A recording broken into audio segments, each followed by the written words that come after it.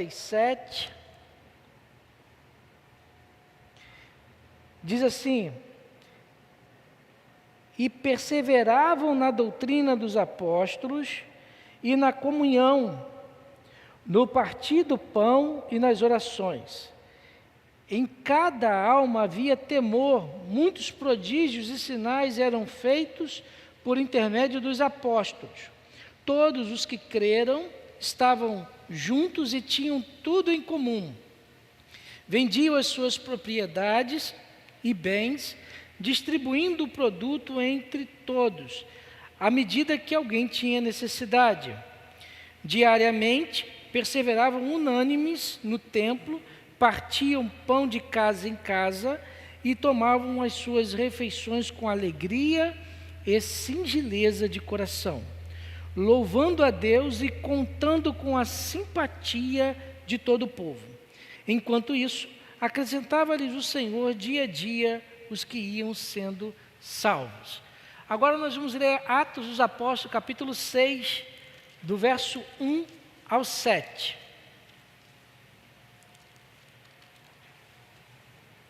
Rafael, vai poder? Atos dos Apóstolos 6, do verso 1 a 7. Diz o seguinte: ora, naqueles dias, multiplicando-se o número dos discípulos, houve murmuração dos helenistas contra os hebreus, porque as viúvas deles estavam sendo esquecidas na distribuição diária. Então, os 12 convocaram a comunidade dos discípulos e disseram: não é razoável que nós abandonemos a palavra de Deus para servir as mesas. Mas, irmãos, escolhei dentre vós 7 homens de boa reputação, cheios do Espírito e de sabedoria, as quais encarregaremos desse serviço. E quanto a nós, nos consagraremos à oração e ao ministério da palavra. O parecer agradou a toda a comunidade. E elegeram Estevão, homem cheio de fé e do Espírito Santo, Filipe, Prócoro, Nicanor, Timão, Parmenas e Nicolau, prosélito de Antioquia. Apresentaram-nos perante os apóstolos e estes, orando, lhes impuseram as mãos. Crescia a palavra de Deus em Jerusalém, e em Jerusalém se multiplicava o número dos discípulos. Também muitíssimos sacerdotes obedeciam à fé. Senhor Deus, aplica a Tua palavra em nossos corações, que nesse momento, Senhor Deus, eu possa diminuir para que o Teu Santo Espírito cresça. Corrija, Senhor Deus, cada palavra minha, para que, Senhor Deus, a meditação venha a encontrar espaço nos nossos corações. Abra nossas mentes, abra nossos corações, abra nossas vidas, para que o Senhor venha falar conosco. Assim eu oro, em nome do Seu Filho Jesus Cristo. Amém. Pode ter um louvor estar aqui posicionado para me ajudar aqui. Meus irmãos, o título dessa mensagem para a nossa meditação é Igreja Reformada Sempre Reformando. Igreja Reformada Sempre Reformando. Meus irmãos, dia 31 de outubro, logo ali na frente, nessa semana, nós comemoramos o aniversário da Reforma. A igreja está lá embaixo, tem uma área enfeitada com isso e mostrando ali alguns pilares da fé, na verdade, os 7 pilares básicos que conduziram toda a Reforma protestante. Enquanto, meus irmãos, nesse período, muitos estão festejando o Dia das Bruxas, a morte, a separação, o paganismo, nós comemoramos 508 anos da Reforma Protestante. Foi um momento célebre da nossa história, um momento de muita alegria. Foi justamente o momento quando as Escrituras voltaram ao centro da igreja e a iluminar os homens novamente. No dia 31 de outubro de 1517, Lutero, meus irmãos, dá início ao movimento da reforma. Na porta do castelo de Wittenberg, do templo de Wittenberg, Lutero foi lá e afixa as 95 teses contra as indulgências. E ali dá um estopim. Quando chega em 1521, Lutero ele é convocado para estar na dieta de Worms, ainda na Alemanha, para dar esclarecimento sobre tudo que ele escreveu e sobre tudo que ele declarou sobre a questão da hegemonia da igreja instituída. E ele ali dá a célebre frase que ficou marcada na história: eu estou pronto para reconsiderar tudo o que eu escrevi, somente se me provar na Escritura que eu estou errado. Senão eu estou preso à lei da minha consciência. E ali ele, saindo da dieta de Worms, tentaram um estratagema para matá-lo. O rei Frederico II, que era o tutor de Lutero, que conduziu Lutero até Wittenberg, consegue sequestrá-lo antes e leva Lutero para o castelo de Wartburg e esconde ele lá por um tempo, e ele fica como o nome de Cavaleiro São Jorge, Cavaleiro Jorge, né? Cavaleiro Jorge escondido dentro do castelo de Wartburg. E quando ele estava lá no castelo de Wartburg, lendo o Salmo 46, ele compõe um dos hinos que acompanham quase todos os hinários hoje em dia, que nós cantamos aqui na igreja. E olhando para o Salmo 46, que diz: Deus é o nosso refúgio e fortaleza, socorro bem presente na angústia, pelo que não temeremos, ainda que a terra se mude, e ainda que os montes se transportem para o meio dos mares, ainda que as águas rujam e perturbem, ainda que os montes se abalem pela braveza. E ele compõe um hino Castelo Forte. Vamos louvar esse hino?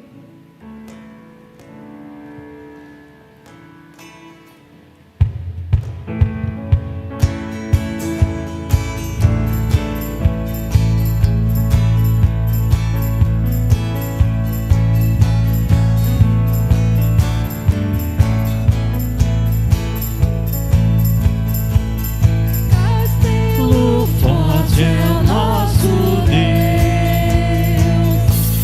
espada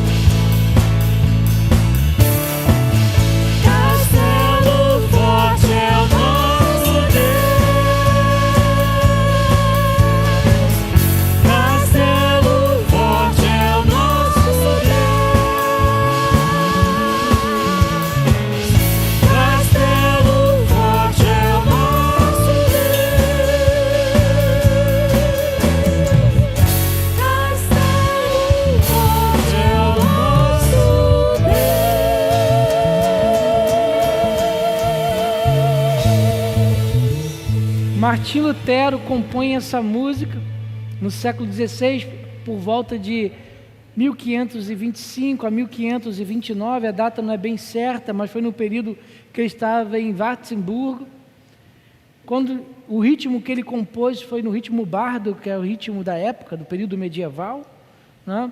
Quando chega no século XVII, Johann Sebastian Bach coloca um novo ritmo, dá uma nova musicalidade, que ficou conhecido historicamente nos inários denominacionais, né? E meus irmãos, nós estamos comemorando a Reforma Protestante. Século XVI, 31 de outubro, a gente comemora 508 anos.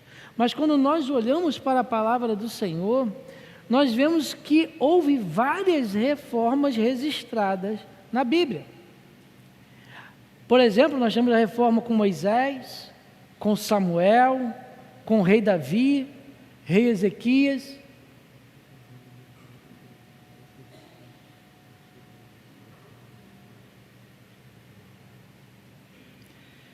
O rei Ezequias, o rei Uzias também, e a principal de todas as reformas, a empreendida pelo nosso Senhor Jesus Cristo. Na época do nosso Senhor Jesus Cristo, meus irmãos, Israel olhava para as Escrituras, não entendiam e a interpretava com erros segundo os seus olhares. Estavam presos e cegos à tradição de homens, à tradição humana. E o povo, meus irmãos, estava desamparado, como ovelhas sem pastor. De repente, no meio desse caos, aonde o povo estava refém de uma interpretação humana, surge algo novo dentro de Israel, uma mensagem de um homem que vem lá de Nazaré. Cristo começa a trazer a sua mensagem, e o povo começa a se admirar, e fala o seguinte: não, mas ele não fala como os escribas, ele não fala como os fariseus, ele fala com autoridade. E meus irmãos, uma reforma é feita.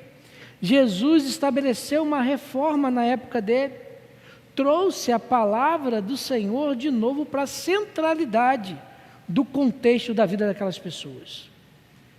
A igreja avança, os apóstolos assumem a igreja porque Cristo foi assunto aos céus, mas, meus irmãos, bem cedo, a igreja primitiva já precisou de uma nova reforma.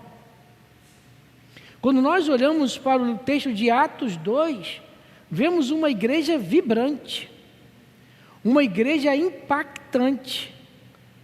A sociedade estava sendo atingida e pessoas foram acrescidas no meio daquela comunidade. Meus irmãos, sonhos foram restaurados, a comunhão era presente no meio da igreja e a alegria era contagiante no meio daqueles irmãos que estão ali em Atos capítulo 2. Mas quando a gente pula para Atos capítulo 6, nós somos revelados que houve uma necessidade de uma outra reforma. A Bíblia vai nos dizer que houve murmurações.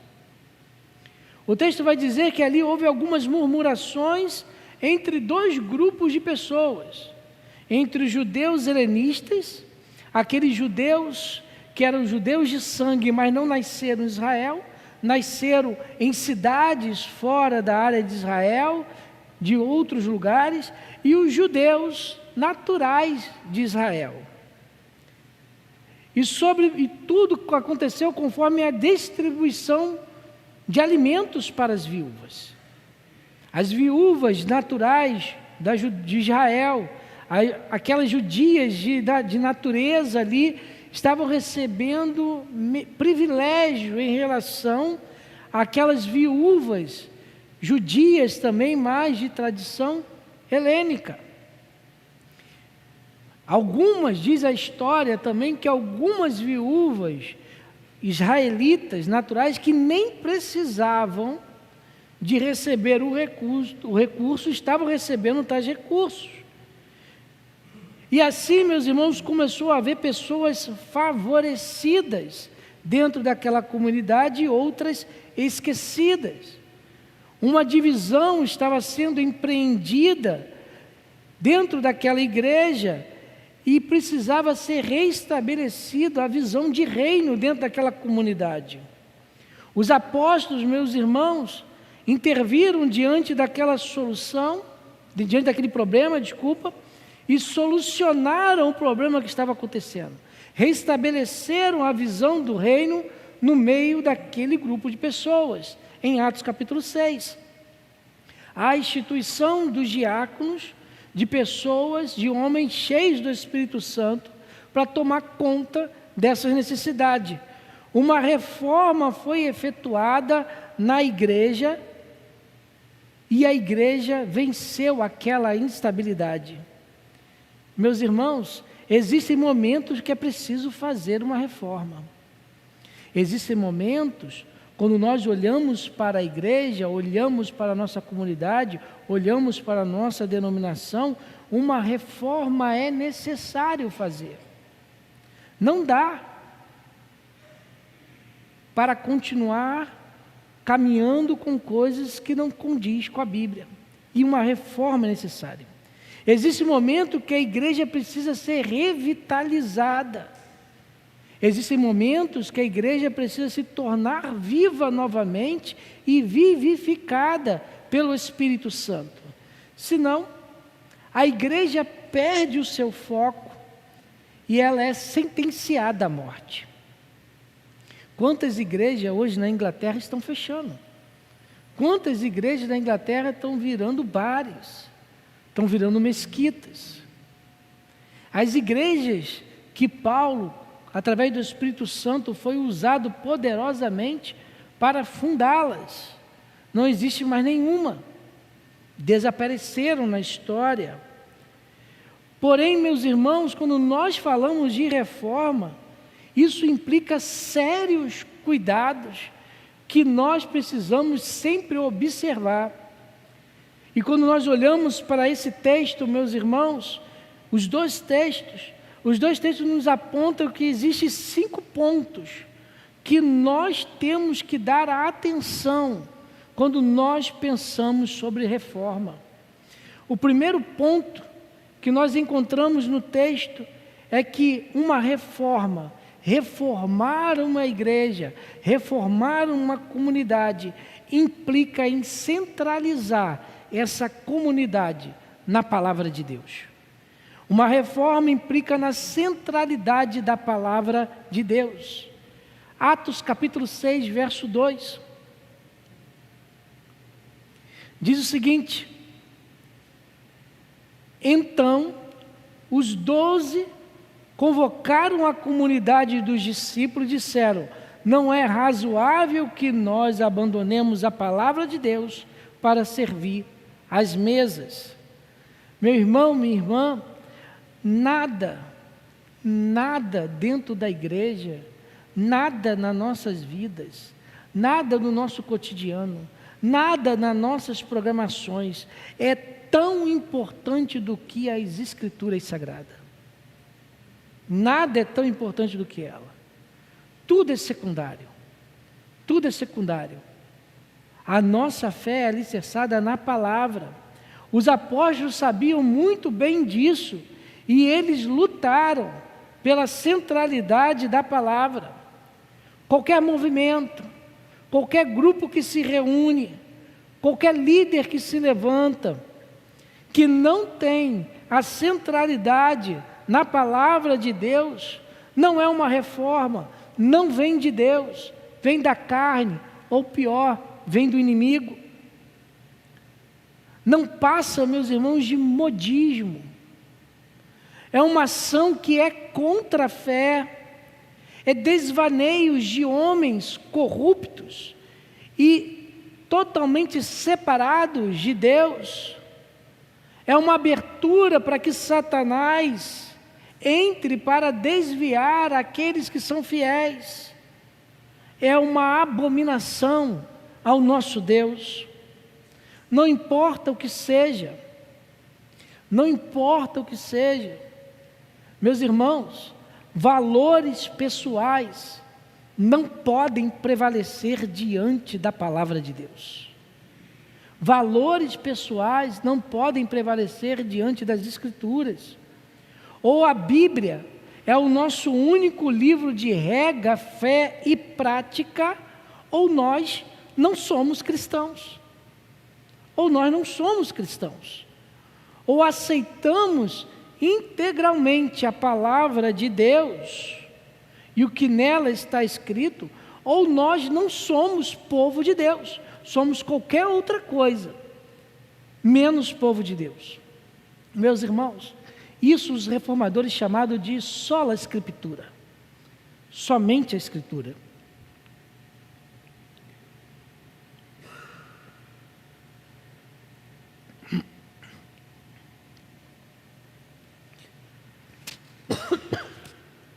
Você, meu irmão, meu amigo, você que está em casa de repente, ou você que está aqui, você pode até viver nesse mundo segundo os seus ideais, mas você não tem como ir para o céu com eles, não tem como ir para o céu por eles, somente através das Escrituras Sagradas. Só ela dita o que a gente crê ou não crê, aceita ou não aceita.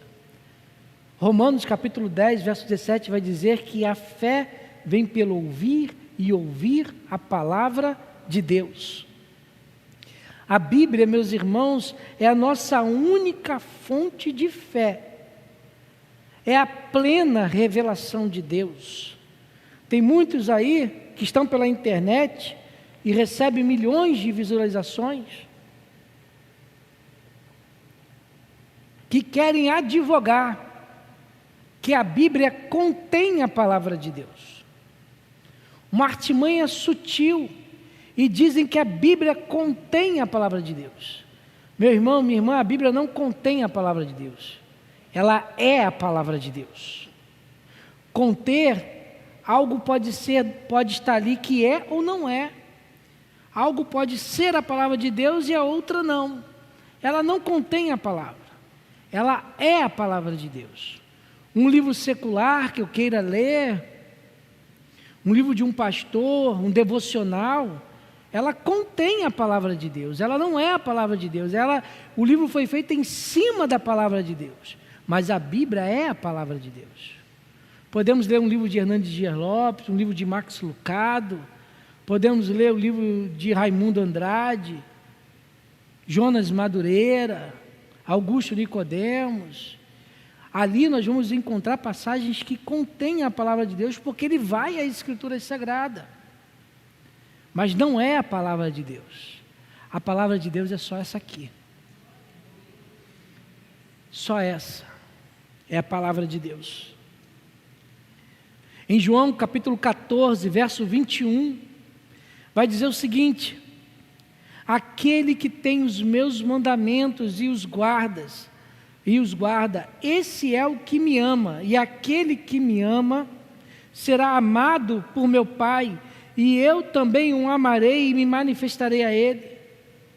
Meus irmãos, o zelo pela palavra de Deus, o nosso zelo pela palavra de Deus, demonstra o nosso amor a Jesus Cristo. Aquele que tem os meus mandamentos e os guarda, esse é o que me ama. E aquele que me ama será amado por meu Pai, e eu também o amarei e me manifestarei a ele. O zelo que nós temos pela palavra de Deus demonstra o nosso amor por nosso Senhor Jesus Cristo.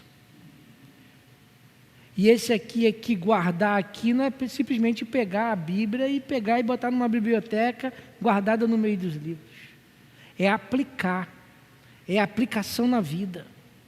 Precisamos produzi-la em nossas vidas, nos nossos relacionamentos, no nosso dia a dia, ela ser sempre impregnada e banhada pela palavra de Deus.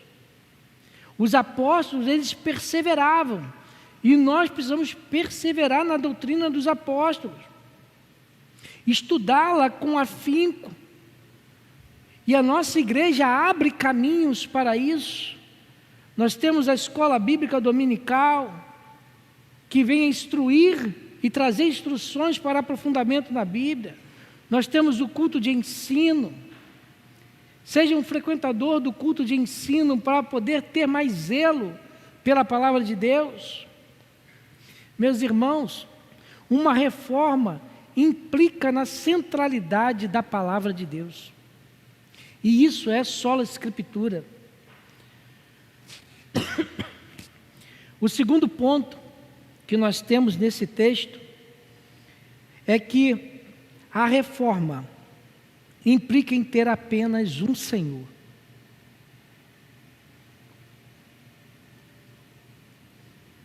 A reforma implica em termos apenas um Senhor. Atos 2, verso 43, parte A, vai dizer o seguinte: em cada uma alma havia temor. Cada uma alma havia temor.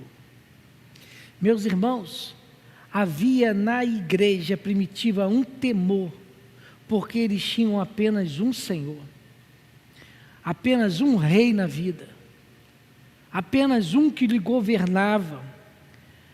A igreja, meus irmãos, não vive dividida entre dois senhores. Toda vez que um novo Senhor entra dentro da igreja, uma reforma é necessária ser feita. Toda vez que tem um novo governante dentro da igreja, uma reforma é necessária dentro dessa igreja. Só Cristo é o Senhor da igreja. Jesus de Nazaré é o nosso Senhor, é o nosso Deus. A Bíblia fala que não há salvação fora da pessoa de Jesus Cristo.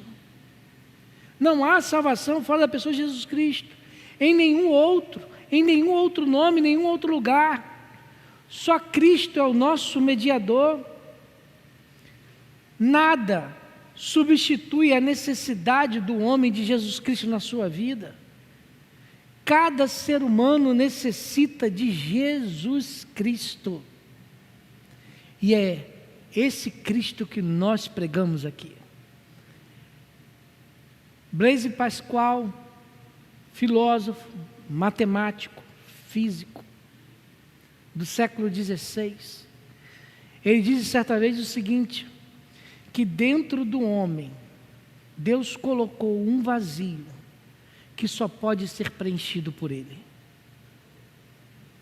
Dentro do homem, existe um vazio, que só pode ser preenchido por Ele. Só Jesus Cristo salva o homem que está perdido. Cada um de nós, cada ser humano necessita de Jesus Cristo. E de repente você vira e fala o seguinte: a minha vida não faz sentido, eu não consigo me encontrar. É porque falta na sua vida Jesus Cristo. Falta Jesus Cristo na sua vida. A igreja não pode estabelecer outro Senhor. Não existe outro Senhor. Os reformadores chamaram isso de solos Cristo, somente Cristo. Quem hoje é o Senhor da sua vida? Meu irmão, minha irmã, você que está em casa, quem hoje é o Senhor da sua vida? Vocês que nos visitam nessa noite, bem-vindos a esse lugar, Deus os abençoe, bom tê-los conosco. Mas quem é o Senhor da sua vida nessa noite? Quem é que reina na sua vida? Como que o ser humano tem a facilidade de instituir novos senhores em suas vidas? Calvino disse certa vez que o coração do homem é uma fábrica de ídolos. O coração do homem é uma fábrica de ídolos. Hoje existe tantos senhores que querem reger a vida das pessoas e as pessoas se apegam a esses ditos senhores. Nós temos aí as ideologias que entram com toda a força possível na vida dos adolescentes. Nós temos o relativismo, não existe nada concreto, nada é verdadeiro. Não existe a verdade, não existe a paz, existe uma paz. Nada é objetivo, tudo é subjetivo. Tem aí o egocentrismo. Eu sou o Senhor da minha vida, e sem mim nada posso fazer. Dizem muitos por aí. Existem aqueles que se aprendem ao sucesso e à carreira e se tornam o sucesso e a carreira deuses da vida dessas pessoas. Outros se aprendem à estabilidade, às finanças, o desejo de poder, de estar presente em cima de um pináculo para ser exaltado e glorificado. Pessoas ditam as suas vidas a esses supostos deuses e se escravizam e se submetem a esses infortúnios da vida. Outros colocam o emprego como uma divindade, ou até a família, ou o status que ele quer chegar. Quantas coisas se estabelecem como senhores das nossas vidas e são adoradas e invocadas. O jovem rico, um exemplo que a Bíblia nos traz, estava ansioso para herdar a vida eterna, a estar com Cristo e caminhar com Cristo.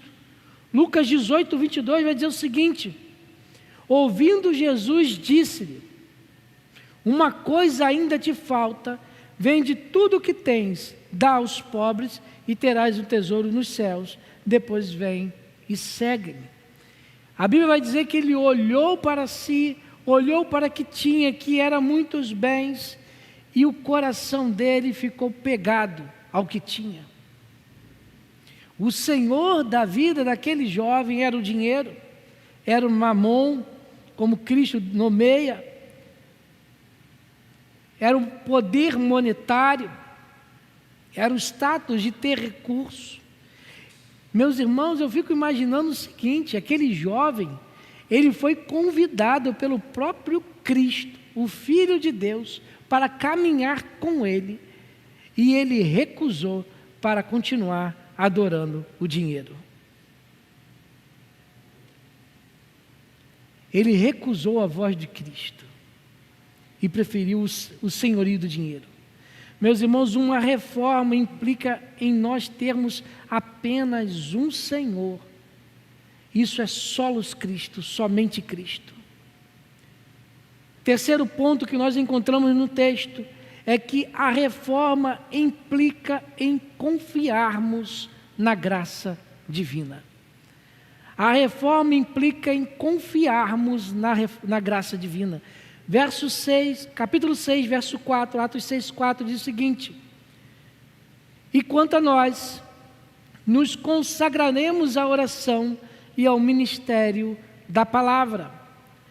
Meus irmãos, a igreja, nós que estamos aqui reunidos, os nossos irmãos que estão reunidos em outras comunidades, os nossos irmãos batistas que estão reunidos nesse momento, os nossos irmãos assembleanos que estão reunidos nesse momento, as igrejas congregacionais que estão reunidas nesse momento, a igreja, meus irmãos, não é fruto de qualquer iniciativa humana.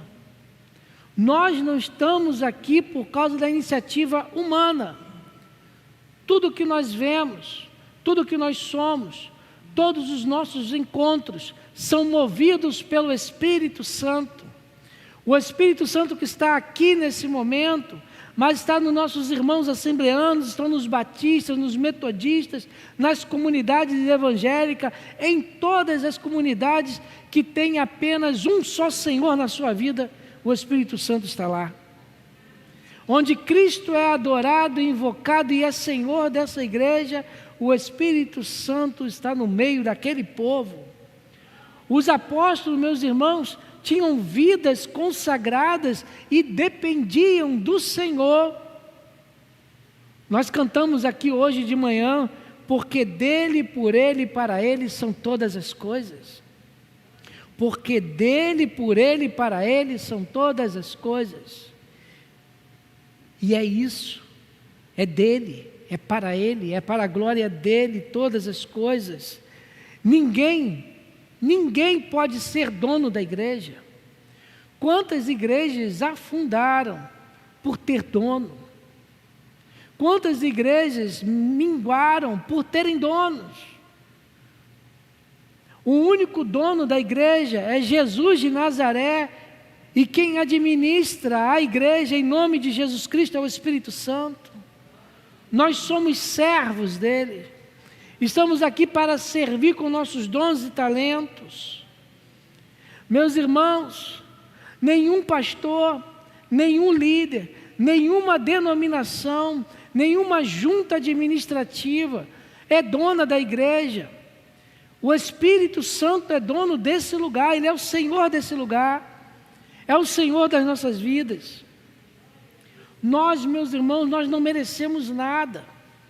Se nós fôssemos chegar diante do Senhor, Senhor, nos dê o que nós merecemos.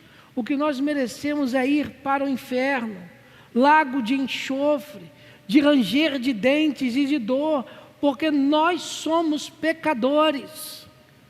Mas Deus não nos dá o que nós merecemos. Ele dá aquilo que é imerecido. Ele nos dá a salvação, e isso é graça. Nos dá a salvação através de Jesus Cristo. Sem a graça divina sobre as nossas vidas, nós ainda estaríamos mortos em nossos delitos e pecados.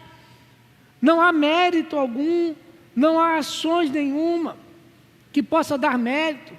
Podemos cantar bem, podemos tocar bem, podemos pregar bem, podemos servir bem, fazer um excelente almoço, podemos trabalhar com as crianças maravilhosamente bem, mas isso não é mérito diante do Senhor. Nós fazemos isso para a glória dEle, para glorificá-lo, e não para sermos merecedores de alguma coisa. É graça de Deus. A Bíblia vai dizer que as misericórdias do Senhor são as causas de nós não sermos consumidos. E ainda vai dizer que as misericórdias do Senhor se renovam a cada manhã. É graça sobre nós.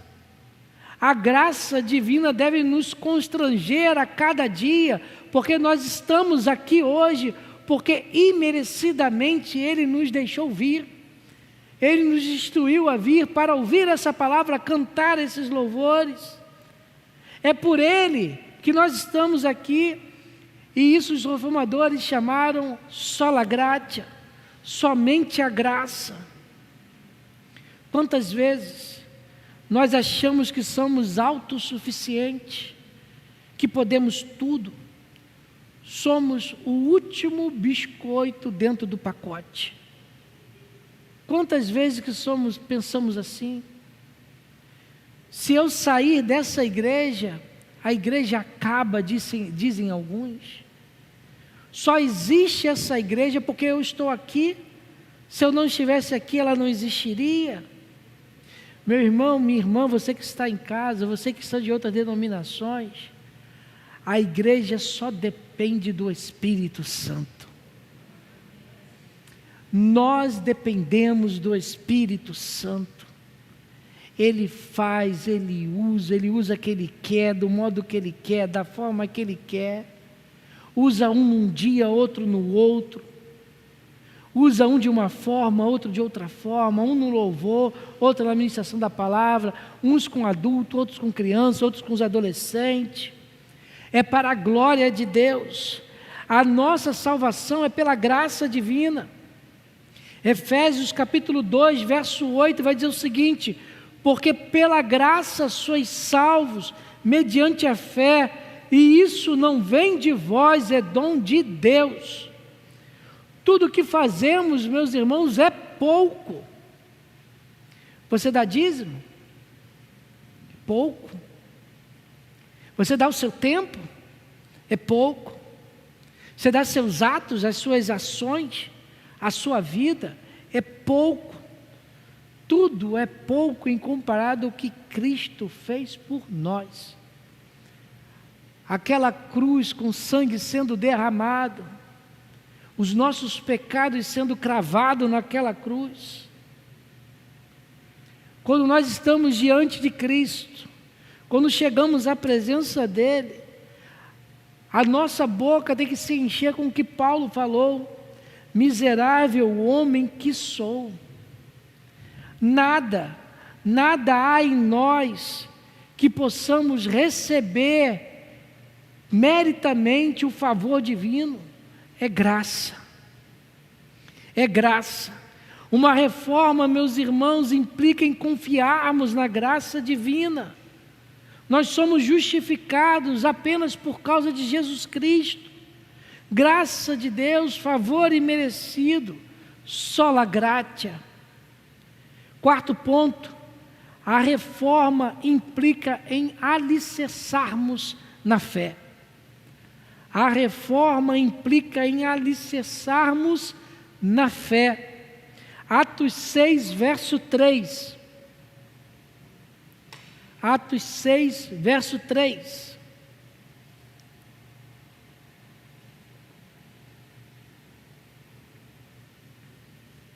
Mas, irmãos, escolhei dentre vós 7 homens de boa reputação, cheios do Espírito Santo e de sabedoria, as quais encarregaremos deste serviço.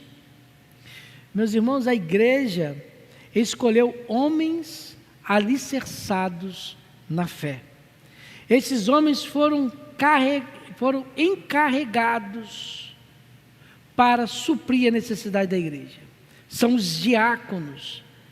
As pessoas testemunharam e viram nesses homens que eram homens alicerçados, que eram pastores das suas famílias, sacerdotes do seu lar, e cumpriam a vontade de Deus dentro da sua casa. E ao ver isso, esse testemunho fez com que eles chamassem os 7 para que eles tomassem conta da casa do Senhor. A igreja, meus irmãos, precisa ser alicerçada na fé. Na vida cristã, tudo é por fé. Tudo é por fé. E não é uma fé cega, é uma fé racional, aonde nossa fé é construída na palavra de Deus, e não uma fé sem nenhuma base, sem nenhum sustento. Em 2 Coríntios, capítulo 5, verso 7, vai dizer o seguinte: visto que andamos por fé e não pelo que vemos. E ainda em Hebreus, capítulo 11, verso 6, vai dizer que sem fé é impossível agradar a Deus. A falta de fé, meus irmãos, da igreja, na falta de fé da igreja, é necessário ter uma reforma. É necessário reformarmos. Se alicerçarmos na fé, a igreja consegue vivenciar as maravilhas de Deus. O derramar do Espírito Santo, a koinonia entre os irmãos, o shekinah vindo de Deus. É pela fé, meus irmãos, que nós nos relacionamos com Deus. É pela fé que nós vencemos a barreira. É pela fé que nós obtemos bons testemunhos. E isso, meus irmãos, os reformadores chamaram de sola fide, somente a fé. E quando nós olhamos à nossa volta, e nesse momento pense na sua vida, pense nos seus dias a dia, pense no trabalho, em casa, no transporte. Quantas são as circunstâncias potenciais contra a sua vida? Quantas coisas se levantam para te desanimar? Mas pela fé, você permanece firme e constante, sabendo que no Senhor o seu trabalho não é vão. Pela fé, meus irmãos, os antigos receberam testemunho e eles andaram. E é hoje pela fé que a igreja permanece. Nós estamos aqui pela fé, pregamos o que o mundo não quer ouvir, mas continuamos pela fé, sabendo que pelo intermédio da fé, cada homem, cada mulher é justificado em Cristo Jesus. Em Romanos 3, 28, Leiam comigo Romanos 3, 28. E foi justamente nesse versículo que Lutero escreveu do lado dele na Bíblia, sola fide, somente a fé.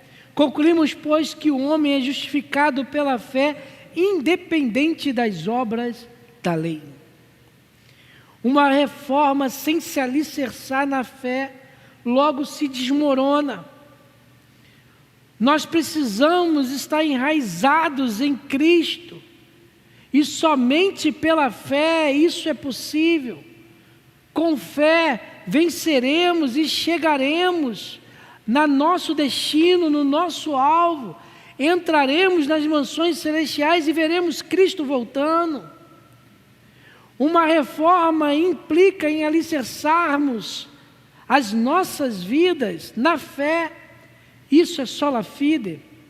Quinto e último ponto, meus irmãos, que nós encontramos nesse texto, é que o resultado de toda a reforma é a glória de Deus. O resultado de toda a reforma é a glória de Deus. Atos 6, verso 7.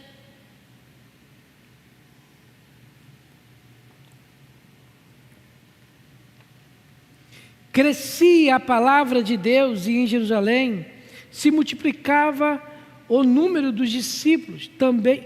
Vou ler novamente. Crescia a palavra de Deus e em Jerusalém se multiplicava os números dos discípulos. Também muitíssimos sacerdotes obedeciam à fé.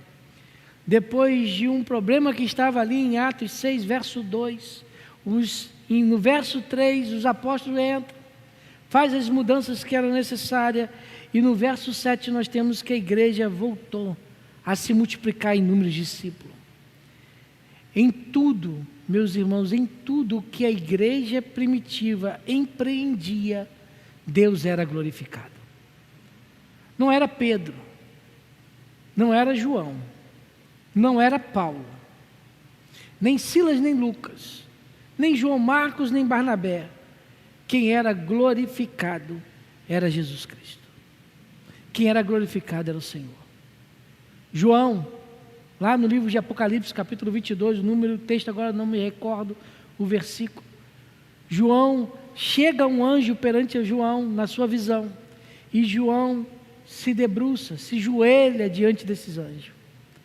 O anjo pega ele pelo braço, levanta e fala o seguinte: não se prostre diante de mim, eu sou conservo como você, eu sou um servo como você. Até o anjo não recebia a glória, se recusou a receber a glória vinda de João. Quantos ministérios são construídos na glória de homens, na glória de pessoas que acham que são alguma coisa. A igreja primitiva, em tudo o que fazia, Deus era glorificado. A palavra de Deus era engrandecida, as pessoas eram edificadas, e a igreja contava com a simpatia de todos. O Espírito Santo acrescentava a cada dia aqueles que iam sendo salvos. E quando isso não acontece, ou quando isso não acontecia no meio deles, eles reformavam, eles retornavam à centralidade das Escrituras, acertavam os passos, estabeleciam novas ações e retiravam ações antigas que não glorificavam a Deus. A prioridade deles era sempre a glória de Deus. Em 2 Coríntios, capítulo 13, verso 5, vai dizer o seguinte: examinai-vos a vós mesmo, se realmente estáis na fé, provai-vos a vós mesmos, ou não reconheceis que Jesus Cristo está em vós, se não é que já estáis reprovado. Meus irmãos, Paulo recomenda à igreja de Corinto examinar a si mesmo, para verificar se eles estavam a cada momento, em cada atitude, glorificando a Deus ou a si mesmos. Em Colossenses capítulo 3, verso 17, o apóstolo Paulo vai dizer o seguinte: e tudo o que fizeres, sejam em palavras, sejam em ação, fazei-o em nome do Senhor Jesus Cristo, dando por ele graças a Deus Pai. Isso é só lhe deu glória, glória somente a Deus. Glória somente a Deus. O Senhor, meus irmãos, Ele é o núcleo da nossa adoração. Ele é o núcleo da nossa vida. Todas as nossas ações devem e vão glorificar a Deus. Toda a nossa ação ou palavra deve resultar na glória de Deus. Isso implica, meus irmãos, em como nós tratamos as pessoas. Temos que tratar as pessoas para a glória de Deus. Implica em quais lugares nós vamos. Nós vamos em determinados lugares para a glória de Deus, e não vamos em determinados lugares para a glória de Deus. Implica sobre o que conversamos e quais assuntos e como nós falamos para a glória de Deus. Isso implica em nossos projetos pessoais, devem ser para a glória de Deus. Aplica em nossas profissões. As nossas profissões devem ser para a glória de Deus. Isso implica em nossas famílias. As nossas famílias devem ser para a glória de Deus. O nosso maior prazer deve ser estar junto ao Senhor, adorá-lo e viver feliz com Ele por toda a eternidade. Essa deve ser a nossa alegria, o nosso maior prazer. Em João capítulo 6, verso 68 e verso 69, diz o seguinte: respondeu-lhe Simão Pedro: Senhor, para quem iremos? Tu tens a palavra de vida eterna, e nós temos crido e conhecido que Tu és o Santo de Deus. Que reconhecimento os apóstolos fizeram. Para onde nós vamos? Para onde você vai nessa noite? Como que você vai para a sua casa?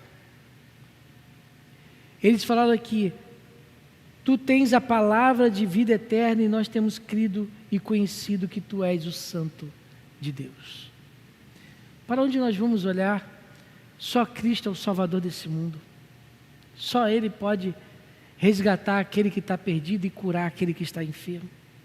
Uma reforma, meus irmãos, resulta em darmos glória somente a Deus. Só lhe deu glória.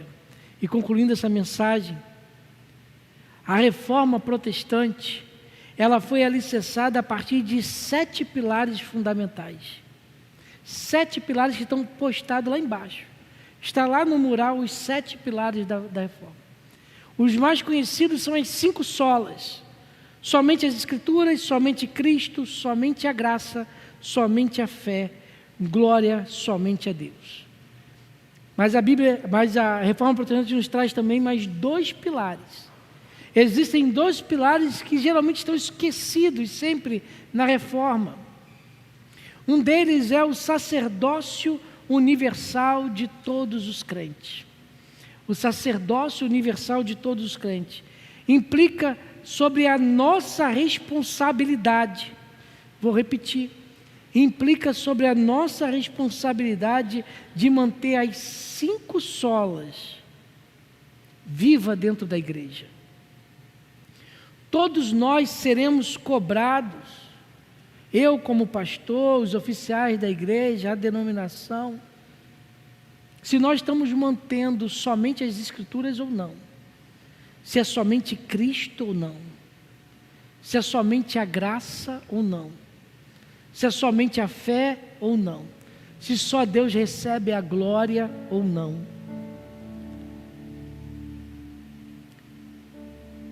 Somente cada um de nós que estamos aqui somos responsáveis, através do Espírito Santo, de manter uma referência santa e sadia diante da sociedade. Você, meu irmão e minha irmã, é responsável de manter firme a reforma protestante. 508 anos. Uma reforma que é sempre um retorno para a palavra de Deus. É ver uma igreja revitalizada pelo amor de Cristo Jesus. Somos chamados para manter a nossa igreja relevante na nossa geração. Continuar proclamando que só Jesus Cristo salva. O pastor Billy Graham, certa vez disse o seguinte, que a nossa geração é responsável pela nossa geração. A nossa geração é responsável pela nossa geração. O outro pilar da reforma protestante, que é esquecido, o outro pilar é a igreja reformada está sempre se reformando.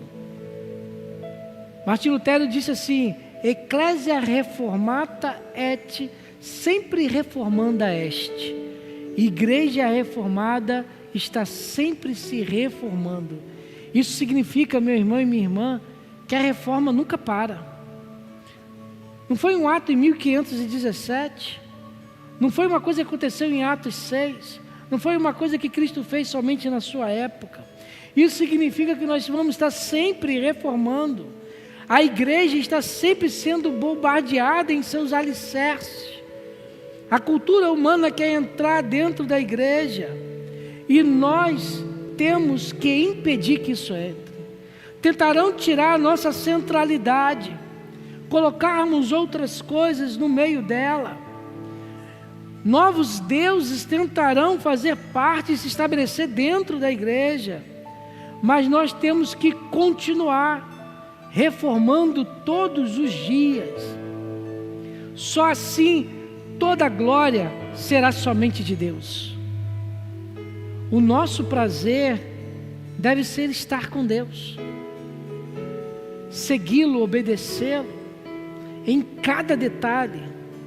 Não importa as circunstâncias, não importa a que momento da geração nós estamos, se estamos no século 21, ou a igreja permanecerá até o século 22, ou a igreja está vivenciando o século 19, como vivenciou. Nós precisamos estabelecer uma vida de adoração e adorar somente a Jesus Cristo. Ousar uma reforma quando isto tudo está sendo abalado.